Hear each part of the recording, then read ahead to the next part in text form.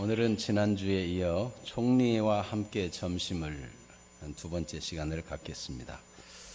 긴장했던 요셉의 형들이 이집트 총리의 집으로 인도되어 들어간 후에 생각지 않은 대우를 받습니다. 몸을 씻고 쉬면서 정오까지 총리가 오기를 기다리기만 하면 되는 것이었죠. 이런 대우를 받으니 마음의 긴장도 풀어지고 총리와 함께하는 점심을 기대하면서 이 요셉의 형들은 편안한 마음이었을까요? 이전에 총리는 형들에게 정탐꾼, 스파이라고 몰아세웠던 적이 있는 사람입니다. 오늘 왜 총리 집으로 이끌어가지고 점심을 같이 하자고 할까? 점심 먹다 체하는 건 아닌가? 또 무슨 꼬투리를 잡을까? 별의별 생각이 다 들지 않겠습니까? 형들은 총리를 만나면 무슨 일이 있을 거라고 예상할까요? 여러분 같으면 무슨 일이 있을까 예상이 될까요? 참 쉽지 않은 일이죠. 총리를 만나기 전에 그들의 생각과 총리를 만나서 식사를 할 때 이상한 점들, 이런 것들을 오늘 살펴보겠습니다. 총리는 도대체 왜 이러는 걸까?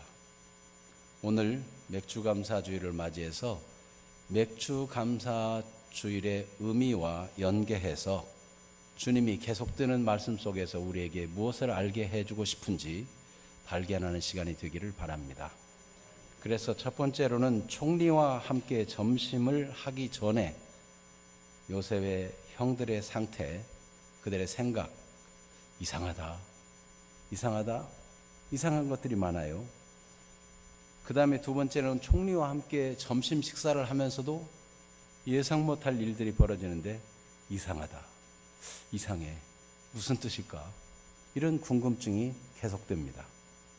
세 번째, 총리와 함께하는 점심 식사의 의미가 진정 무엇이었는가?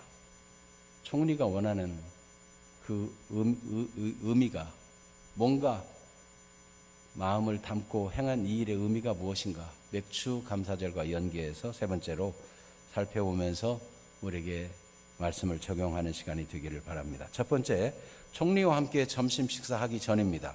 요셉의 형들은 씻고 쉬면서 총리가 오기를 기다렸습니다. 어떤 대화를 했을까? 아마도 그동안 시므온이 잡혀 있어서 못 봤기 때문에 시므온과 이야기를 좀 주고받고 하지 않았을까 하는 생각을 가지게 되지 않을까요? 형제들이 시므온에게 한 질문이 있다면 어떤 질문이었고 대답은 어떠했을까요? 분명히 자기들 보는 앞에서 시므온을 결박해가지고 갔는데 그동안 감옥에서 얼마나 고생이 많았는가 묻자니 얼굴이 너무 환해요. 무슨 일이 있었어? 그때 결박해가지고 감옥에 갇혀서 꼼짝 못하고 고생하는 줄 알았는데 어찌나 좋은 음식으로 대접하고 자유도 주고 편안했는지 이해를 할 수가 없어. 그래서 시므온도 궁금해요. 아니 그때 한 사람만 가서 아버지를 설득해서 베냐민 데려오면 우리 다 정탐꾼이 아닌 거 확인할 수 있었잖아. 그런데 누구도 나서지 못한 것은 아버지가 그렇게 우리말에 설득을 당해가지고 베냐민을 보내줄 리가 없다고 생각했는데 생각보다 빨리 왔네. 어떻게 아버지를 어떻게 설득한 거야? 베냐민을 데리고 오다니. 그렇게 서로 이야기를 주고받았을 것입니다. 그런데 나머지 형들은 베냐민을 내어준 아버지의 마음을 충분히 알 수 있을까요? 어느 날 갑자기 아버지가 베냐민을 데려가라고 한 건데 전능하신 하나님이 너에게 은혜를 주셔서 거기 남겨있는 형제와 베냐민도 무사히 잘 돌려보내기를 원한다고 그런 마음을 갖게 된 이유도 알 수가 없는 거예요. 그렇게 얘기하다 보니까 어느덧 정오가 가까우니까 형들은 이제 무슨 일을 합니까? 가져온 예물을 가지고 어떻게 총리의 환심을 사서 마음이 부드러워지고 우리를 또다시 다른 핑계로 억압하거나 그러지 않을까 이런 생각하지 않겠어요? 그 예물을 정돈합니다. 드리려고. 그런데 그들이 가져온 예물이 무엇인지 우리가 성경에서 읽었지만 이게 무슨 예물이 있는지 잘 기억도 안 나죠. 그래서 요즘 새로 나온 새 한글 성경 번역이 있어요. 이 새 한글 번역 성경에 의하면 창세기 43장 11절에 이런 선물을 바치렴 하고 한 내용이 나오는데 그 뒤에부터 한번 보겠습니다. 어떤 선물들이었는지 유향과 꿀을 조금씩, 또 향고무, 몰약, 피스타치오, 아몬드도 담아가고, 이런 가나안의 특산품을 가지고 가라고 아버지가 얘기해 줬던 거예요. 그러면 이걸 잘 정돈해 가지고 총리가 왔을 때 드리면은 총리가 그걸 검토해 보고 마음의 감동을 받을까? 과연 우리를 다른 시비 걸지 않고 놓아줄까? 여러 가지 생각이 들겠죠. 막상 식사하기 전에 총리가 들어왔습니다. 그러자 모든 형들은 다 일어나가지고 베냐민과 함께 땅에 엎드려서 총리에게 절을 했습니다. 그리고 특산품을 드리는데 총리의 눈빛을 보니까 어때요? 이 사람들이 뇌물이 될 만한 값진 걸 갖고 왔는가, 거기에 주목을 하던가요? 여러분 생각에는 어떻겠어요? 총리, 지금 우리나라 총리 말고 이집트 총리 요셉, 그는 그 예물에 대해서 관심을 갖고 뒤적거려 보고 좋은 거 갖고 왔네? 이까짓 건 시시해, 뭐 그런 판단을 할까요? 눈길도 안 주는 거를 느낄 수 있었어요. 그러면 형들 생각은 어떨까요? 불안해요. 아니, 이 아버지가 이런 예물을 골라주면서 이걸 갖고 가서 좀 총리의 마음을 사가지고 부드럽게 하기를 원했는데 총리는 그거를 별로 달갑게 보질 않는 거예요. 그리고 총리가 질문하기 시작하는데 그 질문이 너무 이상해요. 형들은 지금 무슨 시비를 걸고 또 무슨 신문을 하지 않을까 예상했었을 텐데 질문이 이상해요. 무슨 질문을 하죠? 신문을 하는 게 아니고 안부를 물어봐요. 첫 번째, 그들의 안부를 물어요. 어떤 안부를 물었겠어요? 그대들은 가는 길이 위험하진 않았었는가? 그대들이 양식을 가지고 가서 그대들의 처자와 이 짐승들도 잘 먹이고 잘 지냈는가? 또 오는 길에 위험하진 않았는가? 안부를 묻는 거예요, 자꾸만. 아니, 안부를 왜 우리를 염려하고 이렇게 안부를 묻지? 거기다가 두 번째 안부, 그대들의 아버지 그 노인은 안녕하신가? 지금까지 생존하고 계시는가? 아니, 지금 뭐 아버지 안부를 왜 물어요? 특별히 안녕하신가 이 말은요, 형들이 평안하다고 대답한 그 샬롬 똑같은 단어예요. 그들의 아버지는 샬롬, 평안하신가? 모든 일이 원만하고 건강하신가? 지금까지 생존하시는가? 이렇게 질문할 때 형들은 그들 똑같은 말로 예, 우리 아버지는 샬롬 중에 계십니다. 모든 일이 평안하고 건강하시고 잘 지내십니다. 여전히 생존해 계십니다. 이렇게 똑같이 대답을 했어요. 그 다음 질문은 또 뭡니까? 저 아이가 그대들이 말한 그 막내 아우인가? 그렇게 질문을 하더니 그런 줄로 확인하고는 이상합니다. 축복의 말을 하는 거예요. 어떻게 축복의 말을 해요? 소자여, 하나님이 네게 은혜 베푸시기를 원하노라. 하나님이 그대를 긍휼히 여겨주시고 그대를 돌봐주시기를 원하노라. 이건 이스라엘 백성들에게 익숙한 축복인데 애굽 총리가 이런 축복을 해주다니 형들은 이해가 안 돼요. 왜 이런 말을 하는 걸까? 그런데 그 말이 끝나자 순간 총리가 일어나더니 후닥닥 어디로 사라지고 맙니다. 순식간에 일어난 일이에요. 아니, 도대체 자꾸 안부만 묻더니 이 총리는 어디로 사라진 걸까? 한참 동안 나타나지 않는데 형들은 다 궁금해 죽겠어요. 어디로 갔지? 왜 갔지? 이게 무슨 일이야? 그런데 여러분, 이 총리는 왜 갔어요? 형들은 궁금해 죽겠는데 우리는 비밀을 다 알잖아요. 이 총리 요셉은 뭐하러 갔어요? 자기 친동생 이 베냐민을 보니까 정을 억제하지 못해가지고 너무 그리운 동생을 만나니까 막 마음이 복받쳐 눈물이 나와서 견딜 수 없어요. 후락딱 나가가지고 한 곳에서 실컷 울고 소리내어서 막 꺼이꺼이 울었을까요? 조용히 울었을까요? 네. 꺼이꺼이 크게 운 거는 그 다음에 45장에 나와요. 여기서는 우는지도 모르게 속으로 눈물을 삼키며 울었어요.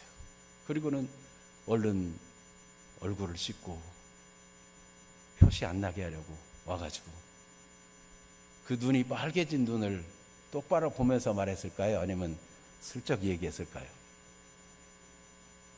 보여야죠. 안 보이세요?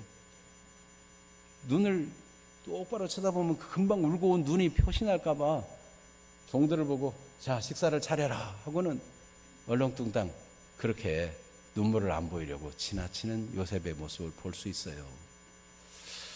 그런데 형들은 몹시 궁금하기만 하죠.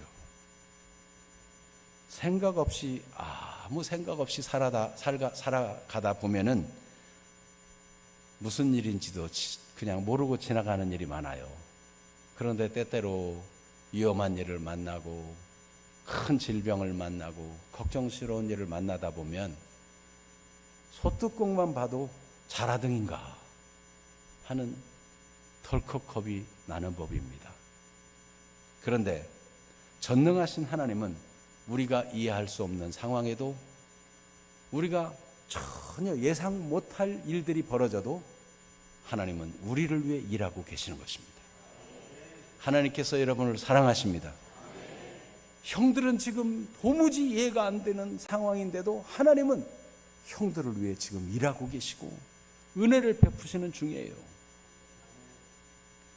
총리와 함께 점심을 나눌 때도 이상한 점이 느껴집니까? 형들이 이해가 될까요? 이집트 관습을 따라 식사 자리를 준비시키는데 이집트 사람들은 따로 식사 자리를 차렸어요. 이집트 사람들의 관습에 이방 외인들, 타국인들이 와서 같이 식사하지 않습니다. 왜냐하면 혐오스럽게 생각해요. 이집트의 신만이 최고의 신이고 다른 신을 섬기는 사람들은 부정을 탄다고 생각해서 그들과 함께 식사도 안 합니다. 그래서 이집트 사람들 자리를 다시 따로 차리고 요셉의 자리를 따로 차리고 총리 자리니까 그리고 형들의 잔치 자리를 다 준비시킵니다. 그런데 이상한 거는요, 총리 잔치 자리 앞에다가 형들의 자리를 배석을 하는 거예요. 더욱 놀라운 것은 총리 앞에 잔치 자리를 앉게 했는데 나이 순서대로 르우벤 장남부터 베냐민까지 순서대로 앉게 하는 겁니다. 베냐민이야 막내니까 끝이라고 생각하지만 도대체 이 총리는 그리고 이 청지기는 이게 도대체 어떤 사람인가? 왜 순서대로 자리를 앉게 하는가? 오늘 성경에 이상히 여겼더라 이렇게 번역이 되었지만 원어의 진짜 의미는 너무 쇼킹해가지고 이 지금 어쩔 줄 몰라 하는 서스라치게 놀란 표현할 때 쓰는 단어를 여기 쓰고 있어요. 깜짝 놀란 거예요. 아니 저 총리는 귀신같이 우리 형제들의 나이와 순서를 다 알고 있는가? 우리가 점쟁이라고 할 때 그거 못 맞춘 건데 어떻게 우리 형제들의 순서를 나이 순서를 다 알고. 여러분 보통 이렇게 보면은 나이를 다 알 수 있어요? 제 나이가 몇 살쯤 보여요? 잘 못 맞추잖아요. 형제들 다 거기서 거기 또래또래 이렇게 해서 되는 건데 어떻게 나이를 알고 그렇게 자리를 앉힐 수 있는가? 이해가 안 돼요.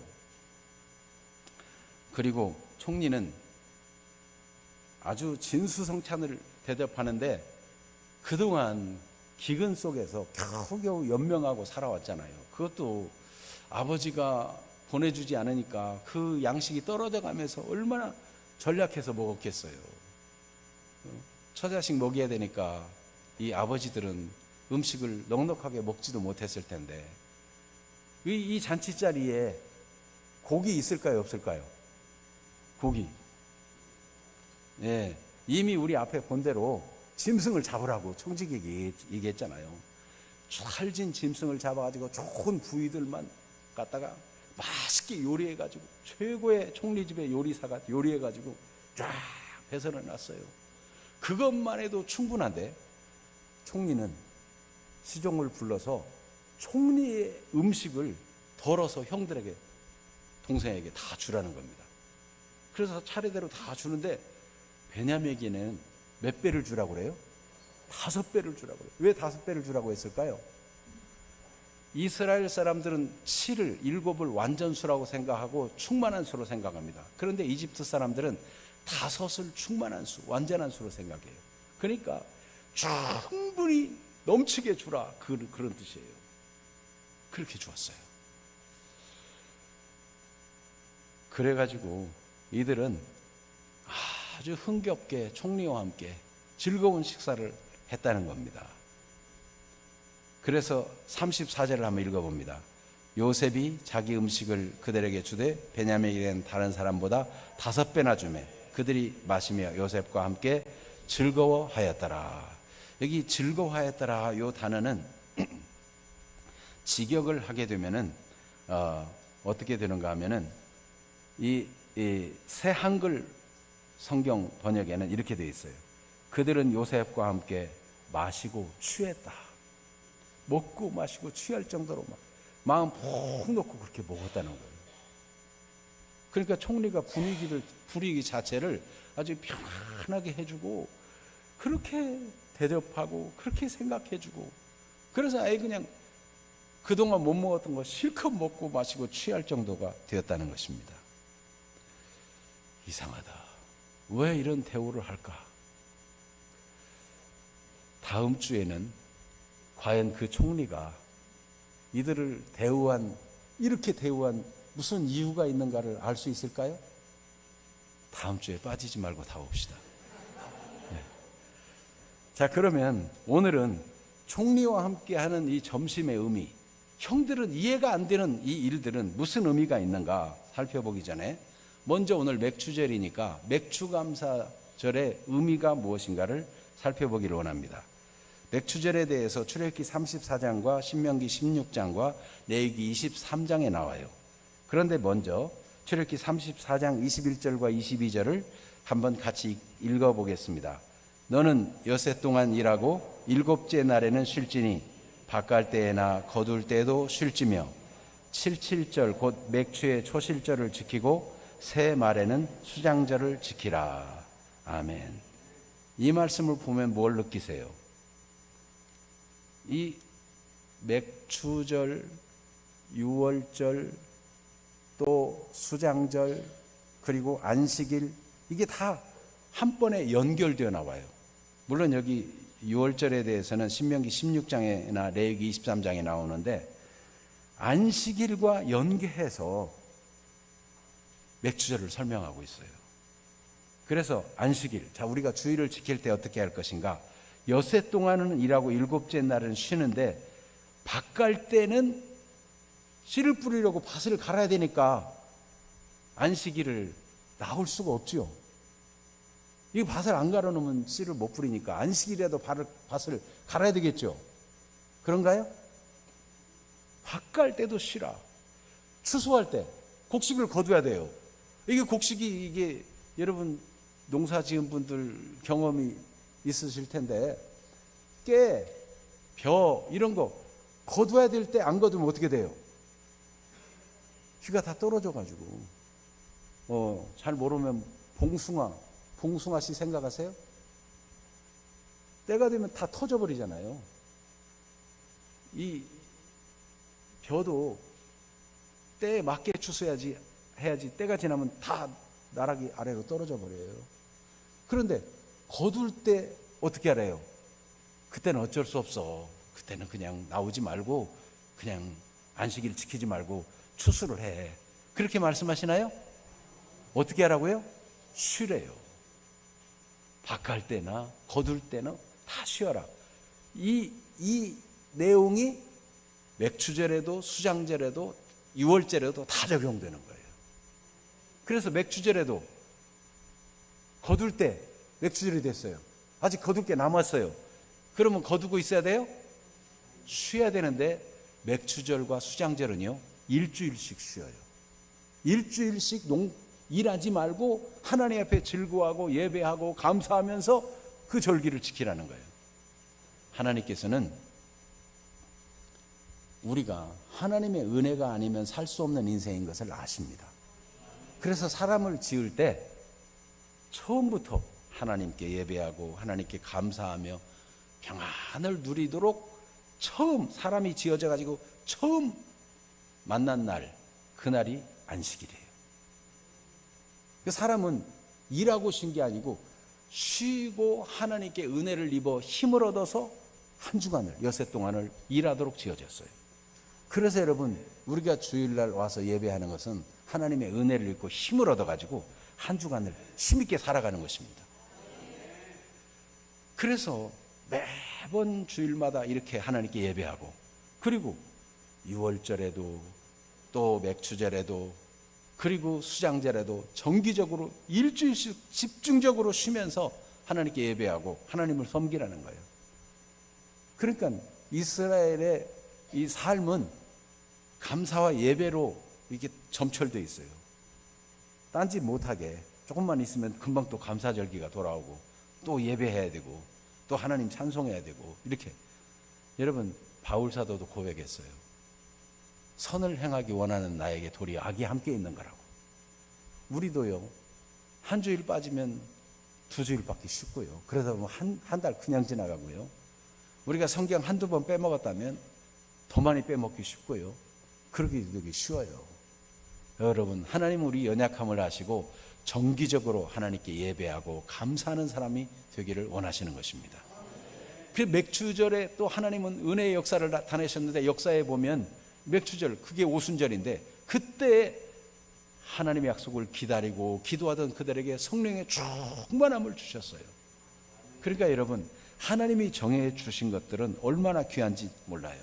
근데 하나님이 이런 절기를 주신 것은 그 절기만 지키라는 것이 아니고 그리스도 안에서 이제 모든 날을 다 갖게 만들어서 모든 날 모든 시간에 범사에 항상 감사하는 모든 시간에 감사하는 그런 사람이 되기까지 은혜 주시기를 원하십니다. 그래서 항상 기뻐하라, 범사에 감사하라, 쉬지 말고 기도하라, 쉬지 말고 나하고 이 얘기하고 나와 가까이 하고 친하게 지내자. 이것이 그리스도 예수 안에서 너희를 향하신 우리를 향하신 하나님의 뜻이라고 성령의 감동으로 기록하고 있는 거예요. 그러니까 이 절기들은요 절기로 끝나지 아니하고 그 은혜가 하나님은 더 구체적이 되고 더 확산되고 더 온전한 분량으로 은혜 주시기를 원하시는 것입니다. 구약의 이런 일은 그림자에 불과해요. 온전한 것이 왔어요. 그래서 이제 그 온전한 것이 그리스도 안에서 우리에게 이루어졌는데 그것이 완전히 성취되는 날 우리의 몸이 영화롭게 되어서 날마다 순간마다 하나님을 예배하고 경배하며 찬양하며 기뻐하는 완성된 천국으로 우리를 이끌어 가실 것입니다. 그러니 여러분 절기를 통해서 감사 훈련하고 감사하는 그런 습관을 만드는 것은 이게 하나님의 좋은 의도를 갖고 계시는 거예요. 얼마나 감사한 일인지. 그래서 사람이 지어질 때부터 하나님 예배하고 감사하도록 인간의 본분이 하나님을 섬기는 거다. 여세 동안 일하고 일회째 하나님께 예배하라 이렇게 가르쳐 주셨고 그리고 이어서 이 맥추절을 얘기하고 수장절을 얘기하고 계신 거예요. 신명기에도 보면은 6월절과 77절 초막절로 같은 내용이에요. 6월절 무교절, 77절 1회씩 7번 지난 데에서 77회 49 다음 날 50일째 되는 날 오순절. 그래서 77절이라고 하기도 하고 오순절이라고 하기도 하고, 보리와 밀을 거두는 절기라 해서 맥추절이라고 하고 같은 절기죠. 초막절이라고 하기도 하고 수장절이라고 하기도 합니다. 이런 절기를 지키도록 명령하셨는데, 특별히 신명기 16장 10절에 보면 이렇게 기록되어 있어요. 자, 성경 구절이 뜨죠? 신명기 16장 10절과 11절. 네, 같이 한번 읽어보겠습니다. 내 하나님 여호와 앞에 77절을 지키되 내 하나님 여호와께서 내게 복을 주신 대로 내 힘을 헤아려 자원하는 예물을 드리고, 너와 내 자녀와 노비와 내 성중에 있는 레위인과 및 너희 중에 있는 객과 고아와 과부가 함께 내 하나님 여호와께서 자기의 이름을 두시려고 택하신 곳에서 내 하나님 여호와 앞에서 즐거워할지니라. 아멘. 내 힘을 헤아려서 내 형편껏 내 힘대로 자원하는 예물을, 이 감사의 훈련을 계속하도록 준비시키십니다. 그리고 그날에는 일하지 말고 성중에 자녀, 노비, 객, 레인들, 고아, 과부, 의지할 데 없는 이런 사람들까지 함께 하나님 앞에서 즐거워하고 하나님을 예배하고 함께 감사하고 그렇게 하라고 가르치고 있습니다. 15절에서는 수장절에도 또 그와 같이 하라고, 너는 온전히 하나님이 복을 주실 것이기 때문에 온전히 즐거워하라, 이렇게 15절에는 말씀하고 계세요. 그래서 여러분, 이 맥추절은 감사절이 또 돌아왔네, 특별한 금을 해야 되니까 마음이 부담스럽다, 왜 또 절기는 자주 돌아오고, 이게 부담스러운 게 아니고 하나님이 우리를 위해서 감사하는 신앙, 하나님을 인정하며 사는 신앙 놓치지 말라고 주신 축복인 것입니다. 그래서 6월절로부터 77절, 77에 49가 지나고 50일째 맥추절이다, 이렇게 연계해놨어요. 6월절은 이스라엘 백성들이 종되었던 데서 구원받은, 구원을 기념하는 날이잖아요. 그러니까 맥추절에는 구원도 감사하고 하나님이 첫 소득 주신 것도 감사하고, 이렇게 감사가 연계되어 있어요. 그리고 맥추절은 시작의 의미가 있습니다. 소득 중에 첫 소득을 얻어가지고 감사해요. 그러면 다음 소득도 하나님이 또 넘치게 해주신다. 그게 수장절, 추수감사절이죠. 그래서 빌립보서 1장 6절은 성령의 감동으로 이렇게 기록되어 있어요.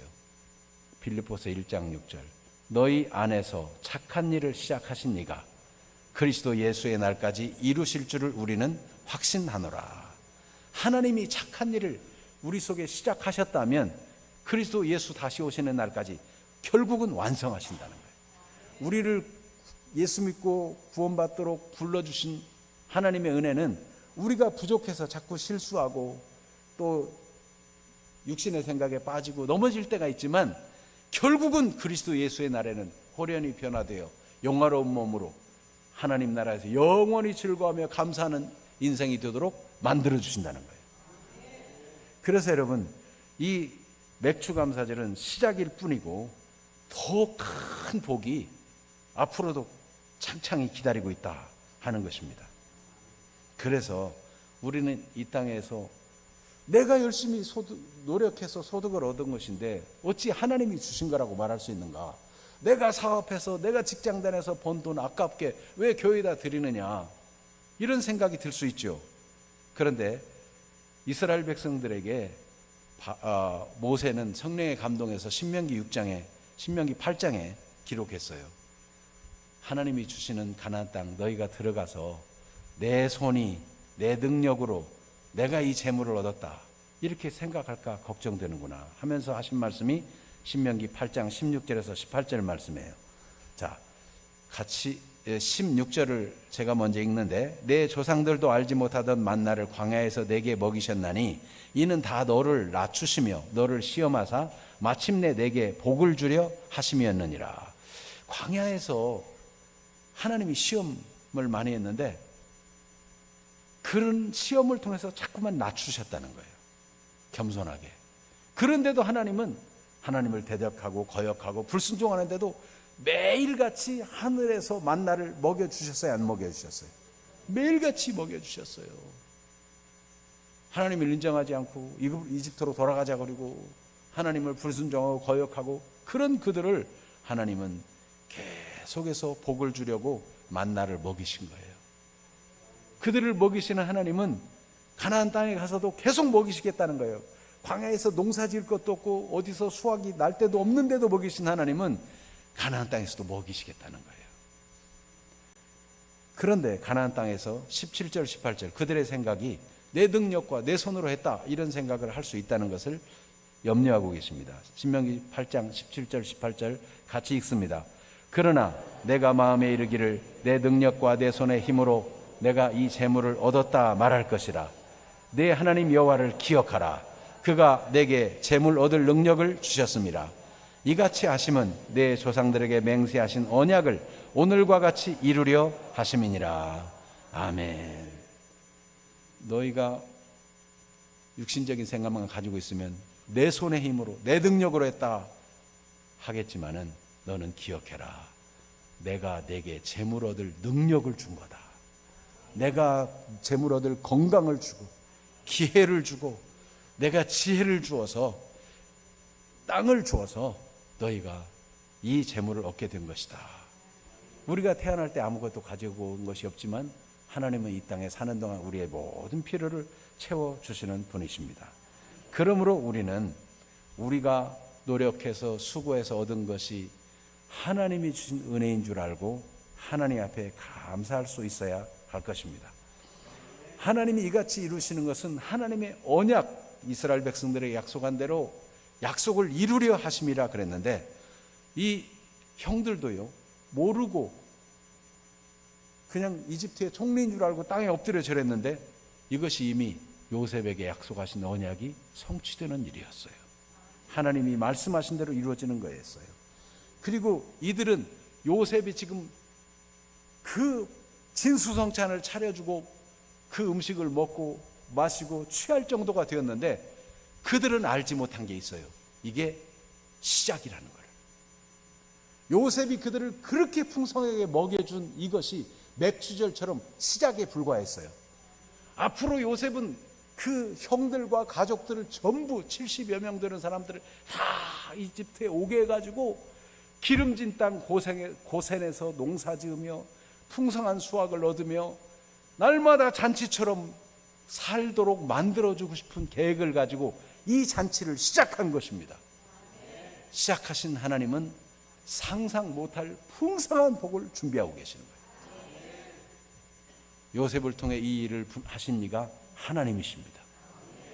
하나님께서 여러분 우리를 구원하고 네가 알아서 살아 그렇게 버려두는 것이 아니고 우리를 위해 독생자 예수 그리스도께서 십자가에 희생하심으로 구원하실 뿐만 아니라 부활하여 하나님의 부활의 권능으로 우리와 함께 우리를 도우시고 날마다 함께 하시며 성령으로 인도하시고 은혜 주셔서 승리하며 살고 하나님의 복을 넘치도록 누리고 살고 하늘에 상급 받을 사람으로 준비되도록 하나님은 지금 우리를 인도하고 계시는 것입니다. 하나님을 믿으시기를 바랍니다. 시작에 불과해요. 형들은 이런 식사가 처음이고 꿈 같아서 꿈이라면 깨지 않기를 바랐겠지만 시작에 불과한 거예요. 총리와 식사한 의미와 맥주절을 연계해서 살펴보자면 사랑과 용서와 구원의 의미가 담겨 있어요. 맥주절은 6월절이 있어야 맥주절이 있잖아요.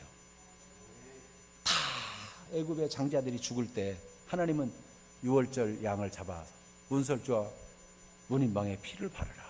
그리고 그 고기를 구워서 먹으라. 그리고 문 밖에 나가지 마라.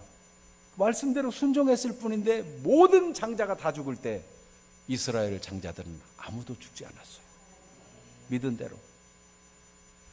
하나님은 그렇게 광야길을 가는 동안 원망하고 불평하고 짜증내고 애굽으로 돌아가자.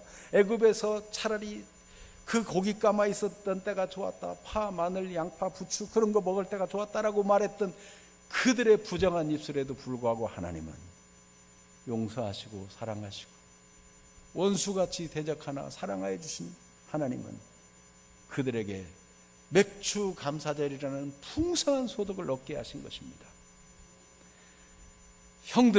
요셉의 형들은 죽이려 해서 요셉이 오는 걸 보고 꿈꾸는 자가 오는구나, 저거 죽여 구덩이에 던지자, 그리고 꿈이 어떻게 되나 보자.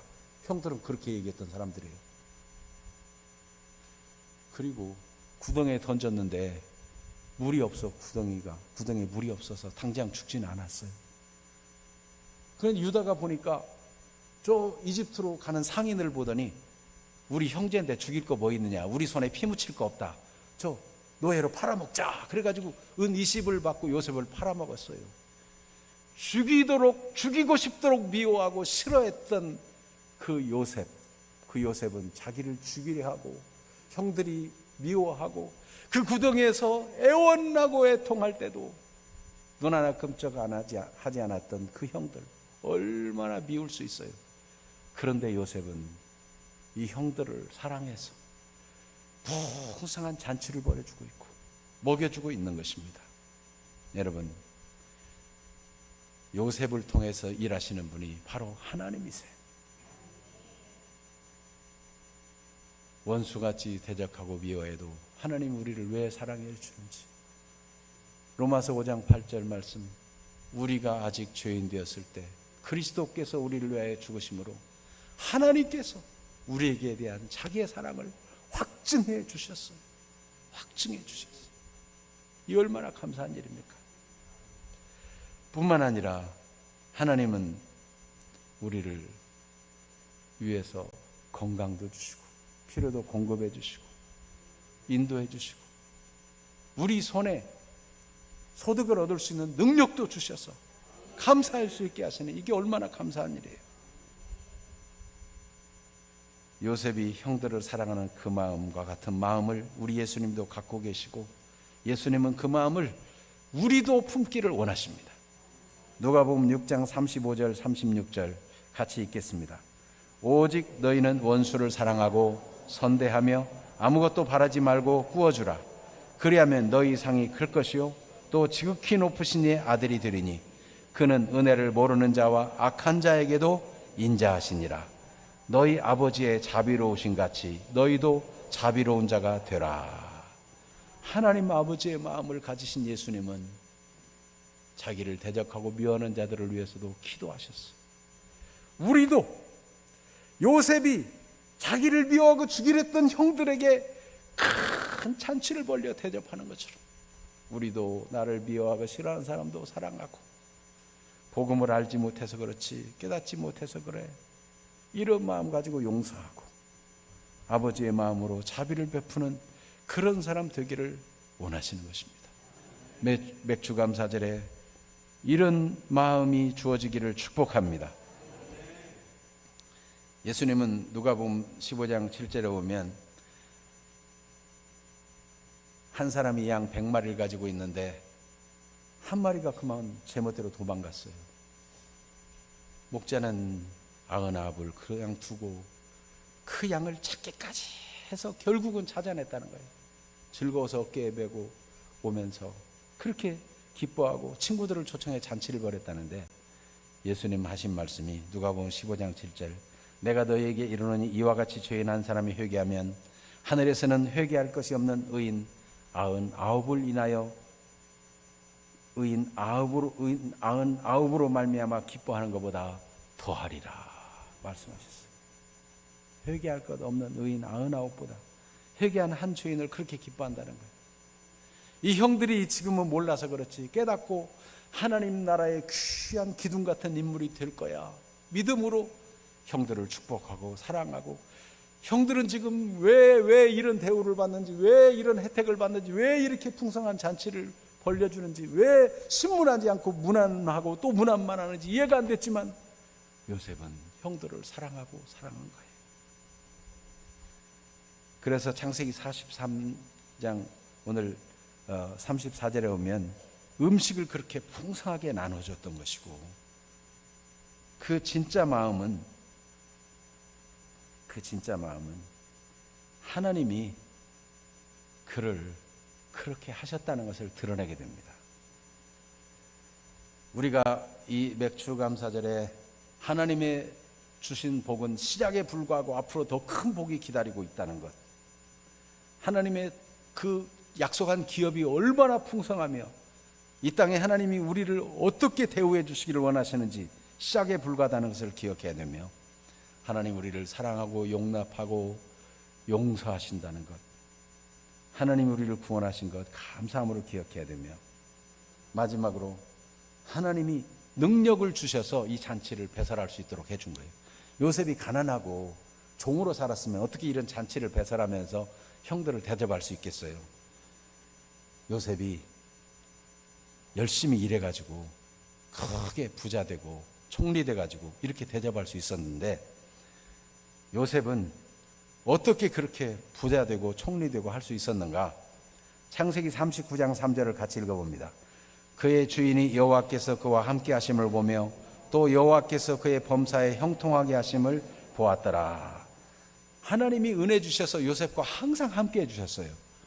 하나님이 능력을 주시고 은혜 주실 때 그는 하나님이 은혜 주시니까 그냥 다 잘 될 거야, 그리고는 아무 일하지 않고 하나님이 다 하신다 이러고 있었던 게 아니고, 하나님이 함께 해주시는 은혜를 따라 최선을 다해서 일을 했어요. 그랬더니 얼마나 일을 잘하고 일이 잘 되는지 주인 보디발이 보더니 가정총무를 삼았어요. 근데 가정총무를 삼으면서부터 요셉이 관장하는 모든 영역마다 일이 잘 되었어요. 그 보디발의 집안이 아주 더 크게 부유하고 형통하게 되었어요. 왜요? 요셉은 하나님이 지혜를 주시는 대로, 하나님이 깨닫게 해주시는 대로, 은혜 주시는 대로, 하나님이 맡겨주신 대로 열심히 일을 하면서 성실하게 행했어요.